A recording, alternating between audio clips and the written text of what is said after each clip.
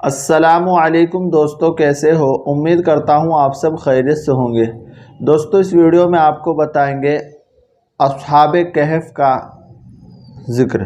اصحاب کہف، اللہ تعالیٰ نے قرآن کریم کے سورہ کہف میں اصحاب کہف کا تذکرہ کیا ہے۔ 3 صدی عیسوی میں روم میں دقیانوس نام کا ایک مشرق بادشاہ تھا۔ اس نے رومیوں میں بت پرستی کو عام کرنے اور عیسائیت کو ختم کرنے کی کوشش کی۔ اس زمانے میں چند نوجوانوں نے بت پرستی کو چھوڑ کر ایمان قبول کر لیا تھا۔ ان کو بادشاہ کی طرف سے اپنے دین اور اپنی جان کا خطرہ لاحق ہوا تو انہوں نے اللہ تعالیٰ کے حکم سے ایک غار میں پناہ لی۔ انہیں لوگوں کو اصحاب کہف کہا جاتا ہے۔ اللہ تعالیٰ نے ان پر نیند طاری کر دی اور وہ غار میں سوتے رہے۔ ان کے ساتھ ایک کتا بھی تھا جو غار کے منہ پر بیٹھ کر ان لوگوں کی حفاظت کرتا رہتا۔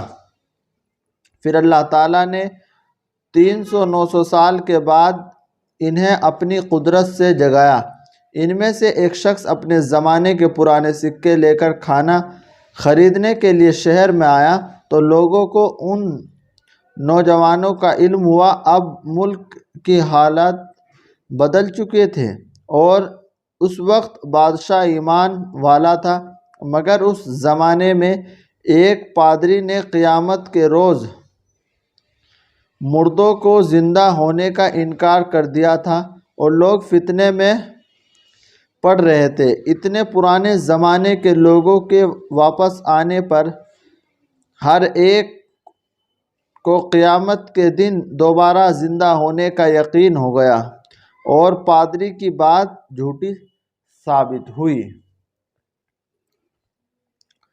آواز سننے کا آلہ۔ اللہ تعالیٰ نے آواز سننے کے لیے ہمیں 2 کان عطا فرمائے۔ ان کے ذریعے ہمیں مختلف قسم کی آواز سنتے ہیں اور اس کی خوبی و کمال اور کیفیت کا پتہ لگاتے ہیں۔ بعض آواز بڑی عمدہ اور دلکش ہوتی ہے جس کو سن کر دل کو بڑا سکون ملتا ہے، اور کبھی انہی کانوں سے خوفناک درندوں کی آواز سن کر اپنی حفاظت کا انتظام کر لیتے ہیں۔ اگر یہ کان نہ ہوتے تو ہم آواز کی لذت و کیفیت سے محروم ہو جاتے۔ بلا شبہ آواز سننے کے لیے 2 کانوں کا بنانا اللہ کی عظیم قدرت ہے۔ حلال پیشے اختیار کرنا۔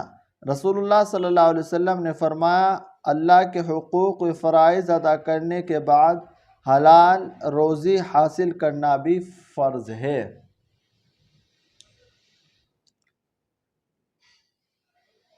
عبادت کرنے کا سنت طریقہ۔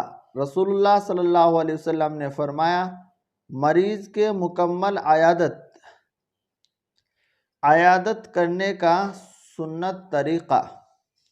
رسول اللہ صلی اللہ علیہ وسلم نے فرمایا، مریض کے مکمل عیادت یہ ہے کہ اپنے ہاتھ اس کی پیشانی یا اس کے ہاتھ پر رکھے اور پوچھے کہ طبیعت کیسی ہے۔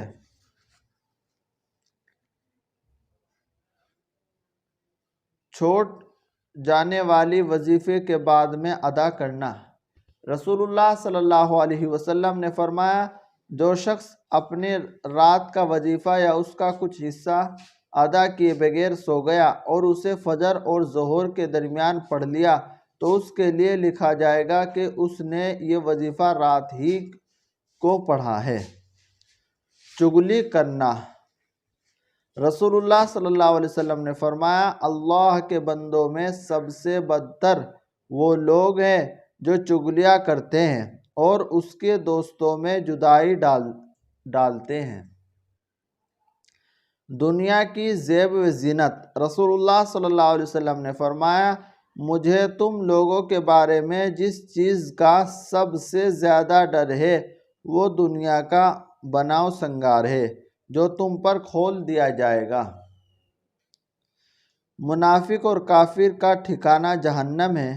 قرآن میں اللہ تعالیٰ فرماتا ہے، آج قیامت کے دن نہ تم منافقوں سے کوئی معاوضہ لیا جائے گا اور نہ کافروں سے، اور تم سب کا ٹھکانہ دوزخ ہے، یہی جگہ تمہارے لائق ہے اور وہ برا ٹھکانہ ہے۔ ہاتھ پاؤں سن ہونا۔ حضرت ابن عباس رضی اللہ عنہ کی موجودگی میں ایک شخص کا پاؤں سن ہو گیا تو انہوں نے فرمایا، اپنے محبوب ترین شخص کو یاد کرو۔ اس نے کہا کہ محمد صلی اللہ علیہ وسلم، پھر وہ ٹھیک ہو گیا۔ قرآن میں اللہ تعالیٰ فرماتا ہے، یتیموں کے مال ان کو دیتے رہا کرو اور اچھی چیز کو بری چیز سے نہ بدلو، اور ان کے مال اپنے مالوں کے ساتھ ملا کر مت کھاؤ، ایسا کرنا یقیناً بہت بڑا گناہ ہے۔ اللہ تعالیٰ ہم سب کو ان تمام باتوں پر عمل کی توفیق عطا فرمائے۔ دوستو، ہمارے یوٹیوب چینل اسلامک ٹیچر کو سبسکرائب کریں، بیل آئیکن کے بٹن کو ضرور دبائیں، لائک کریں، شیئر کریں۔ السلام علیکم۔